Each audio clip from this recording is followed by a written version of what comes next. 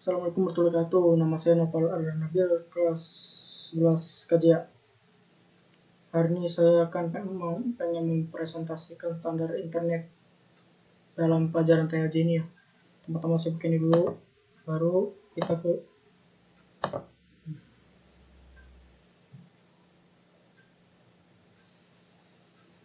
ini kita buka.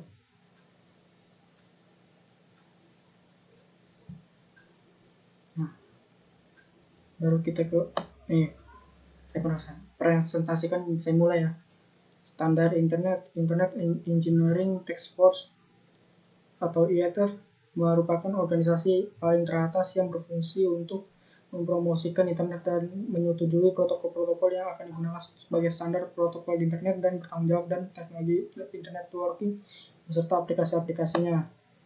ESOT berdiri pada tahun 1992 yang dikomandani oleh Vinton G. Cerf atau penemu konsep TCP atau IP dan Bapak Internet. Informasi lengkap tentang ESOT ini dapat diperoleh pada websitenya www.isot.org.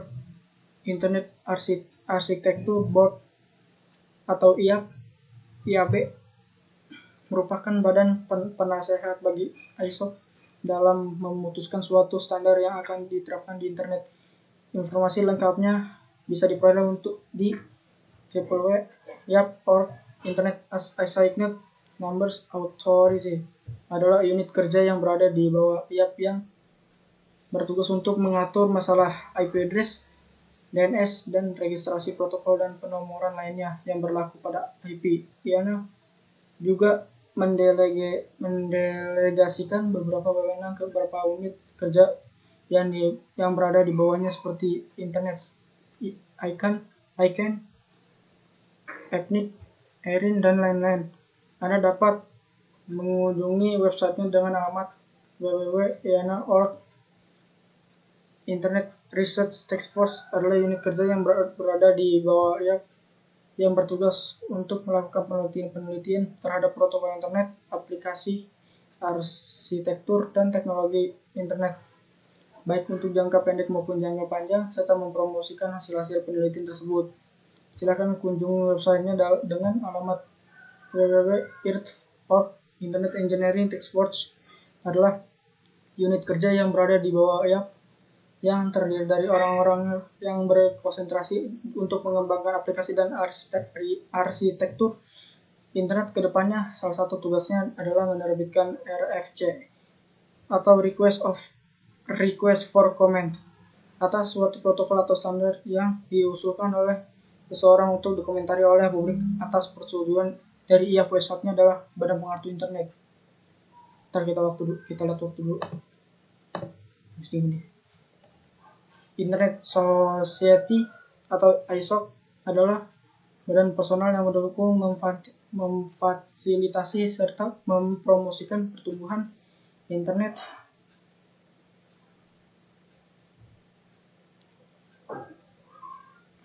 sebagai infrastruktur komunikasi global untuk riset. Badan ini juga berurusan dengan aspek sosial dan politik dari jaringan internet. Terus Internet Architecture Board adalah badan koordinasi dan penasehat teknis bagi Internet Society atau ISOC. Badan ini bertindak sebagai review teknik dan editorial aktivisme standar internet. Badan ini memiliki otoritas untuk menerbitkan dokumen standar internet yang dikenal dengan Request for Comment. Tugas lain dari badan ini ialah mengatur angka-angka dan konstanta yang digunakan dalam protokol internet seperti nomor port, tipe hardware, ARP, address resolution, protokol, dan lain-lain. Tugas ini dilegalasikan ke lembaga yang disebut IANA, Internet Assigned Numbers Authority.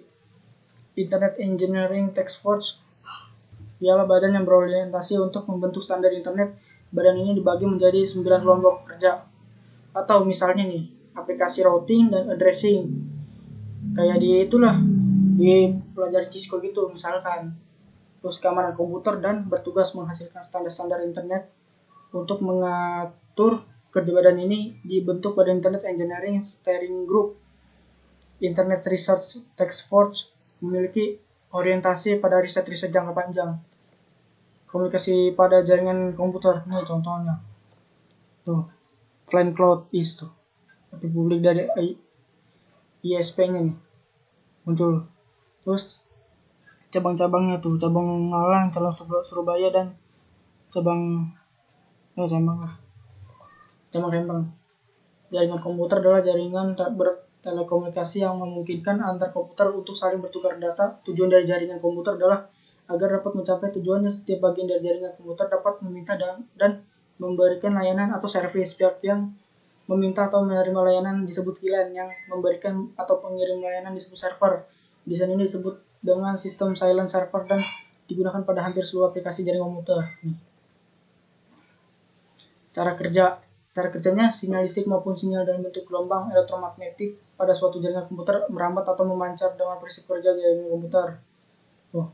Agar suatu jaringan dapat saling bertukar. Bentar ya. Menit.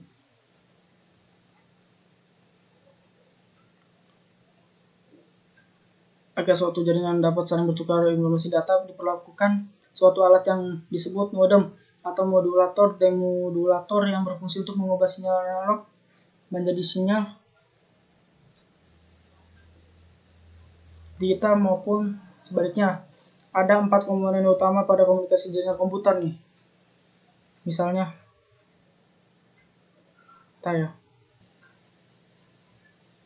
Oke, kita lanjut lagi. Sender adalah suatu proses dalam mana seseorang atau beberapa orang, kelompok, organisasi, dan masyarakat menciptakan dan menggunakan informasi.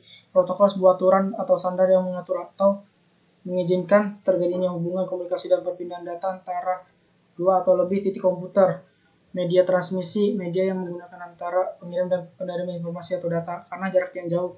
Maka data terlebih dahulu diubah menjadi kode atau isyarat, dan isyarat inilah yang akan dimanipulasi dengan berbagai macam cara untuk diubah kembali menjadi data. Receiver itu kan atau menerima pesan adalah pihak yang menjadi sasaran pesan yang dikirimkan oleh sumber atau komunikator.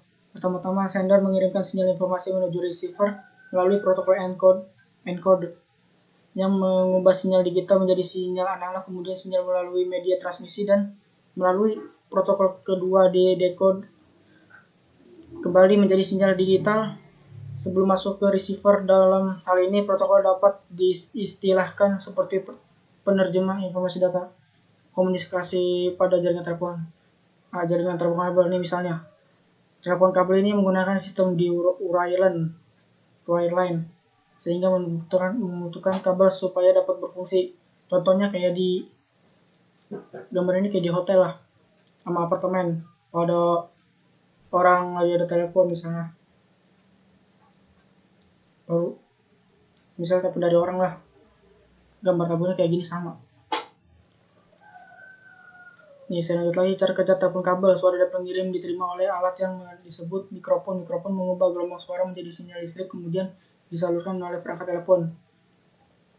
Sinyal tersebut disalurkan melalui kabel ke pusat telekomunikasi. Dari pusat telekomunikasi, sinyal tersebut diteruskan kepada penerima. Setelah sampai ke penerima, maka sinyal tersebut diubah lagi menjadi gelombang suara oleh alat yang disebut speaker. Nih, ini misalnya speakernya nih. Ini gagangan teleponnya. Ini untuk suara buat nelponnya, mikrofon maksudnya speaker buat mendengarnya. Terus mikrofonnya ini juga buat dengar, buat ngomong.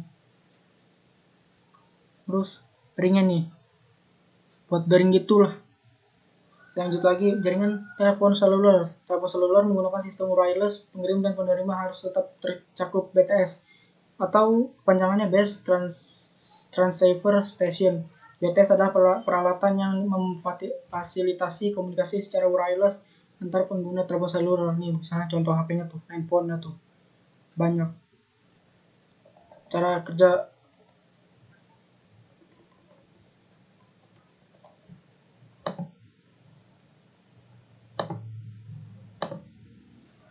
dan ini.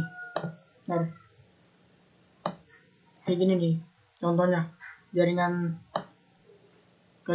cara kerja telepon selulernya dari HP1 ke BTS langsung dari dari tiang listrik, terus ke PC-nya, baru ke si MSC-nya nih, ke SC, ke MSC lagi, ke BSC lagi, ke PC, atau ke PC BTS nih jaringannya. Dari pertama nih tiang listrik lagi, baru ke HP ke lainnya gitu. HP kedua itu HP ke lainnya.